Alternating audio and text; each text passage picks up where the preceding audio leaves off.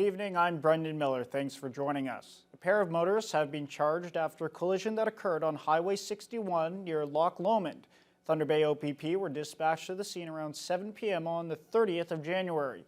No injuries were reported, but a 19-year-old man from Thunder Bay is charged with stunt driving, and a 31-year-old man, also from Thunder Bay, is charged with dangerous operation of a vehicle. Based on these charges, police believe the two were street racing. Police are also looking for a possible third vehicle and are asking the public to provide information if the incident was witnessed. A Thunder Bay woman says nothing could have prepared her for the rush of winning big on Daily Keno. Jacqueline Landry played her numbers for the Christmas Day draw. She later checked them on her tablet and was shocked to learn she'd won $250,000. Landry recently visited the OLG Prize Center in Toronto to claim her winnings.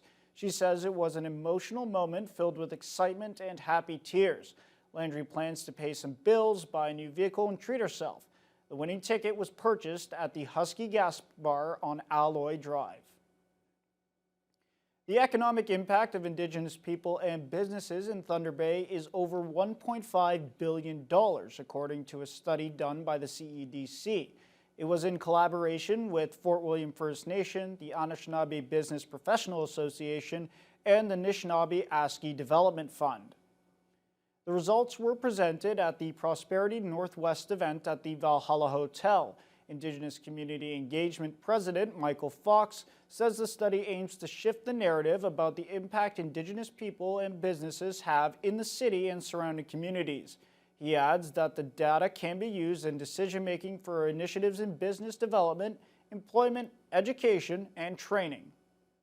So the way we approached this was that we kind of deconstructed and reconstructed methodologies across Canada to develop something that's going to be defensible and repeatable, so that others in 3, 4, 5 years can actually measure the growth of Indigenous prosperity. These numbers are based on 2020 statistics because that's what was most readily available.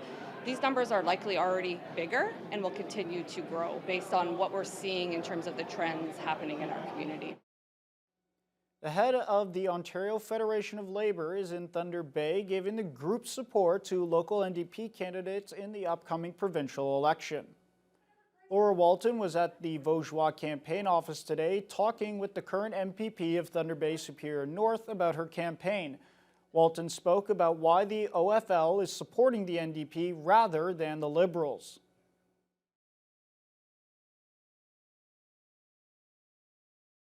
So the way we approached this was that we kind of deconstructed. Really excited to come up and support Lise Vosgeois as the candidate running for the NDP here.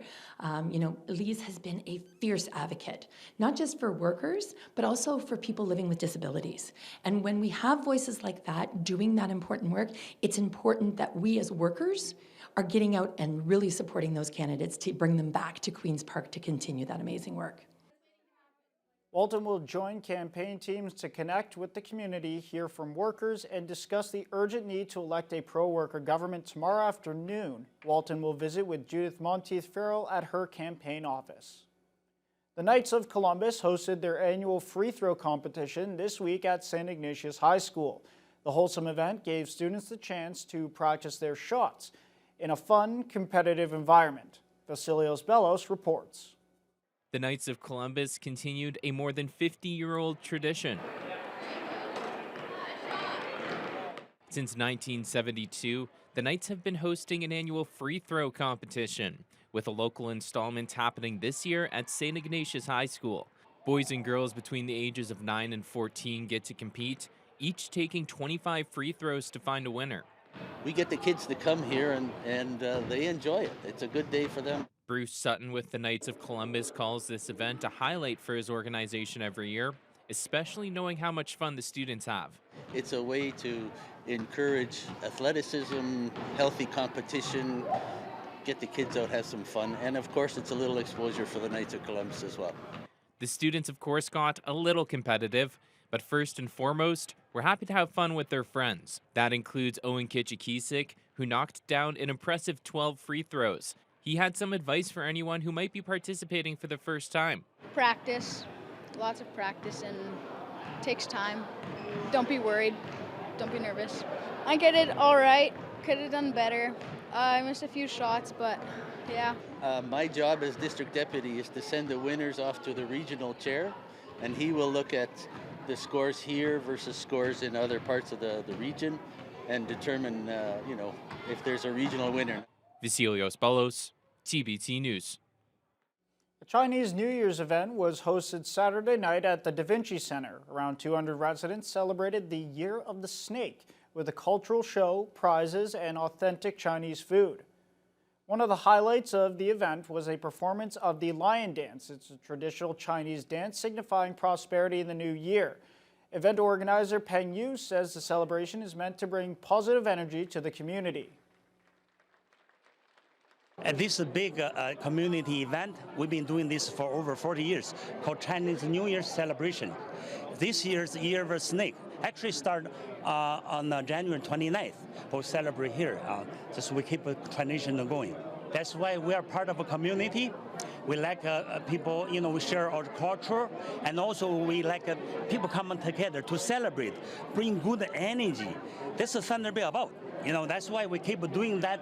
It's called good part of our community, and also bring the good luck for our community. And then we like a Lion Dance, we keep the evils away.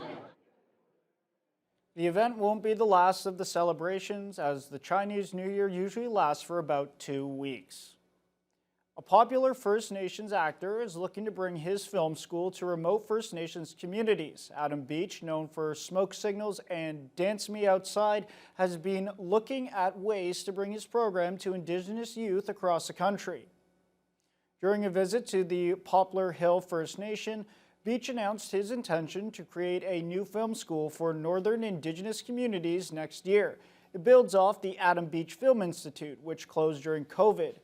Beach is looking at basing the new school out of Winnipeg High School and connecting remote Indigenous communities from across the country. To see if we can adjust the school system to fit into the Hollywood aspect of how a studio works, production works, building in the school, creating a TV show, using YouTube as a filtration to create a documentary so other communities can look and see and say, we could do that.